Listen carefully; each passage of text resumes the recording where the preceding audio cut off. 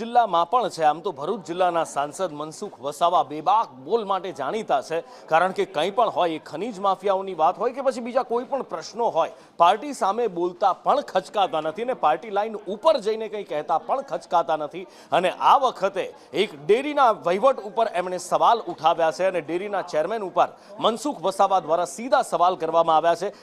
ભરૂચ ડેરીમાં રાજકારણ આ સાંસદ મનસુખ વસાવાના નિવેદનના કારણે ગરમાયું છે, કારણ કે સીધું ચેરમેન પર નિશાન સાધતા કહ્યું છે કે જૂના કાર્યકરોની અવગણના કરવામાં આવે છે।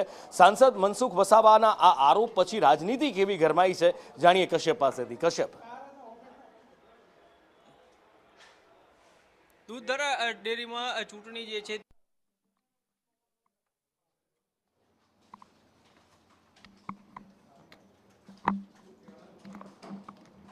પ્રકાશ દેસાઈ પર સીધા આરોપ લગાવવામાં આવ્યા છે અને ભરૂચ ડેરીમાં રાજકારણ ગરમાયું છે। આરોપ લગાવવામાં આવી રહ્યા છે કે જૂના જે કાર્યકર્તાઓ છે, મૂળ ભાજપી છે, એમનું અવગણના કરવામાં આવી રહી છે।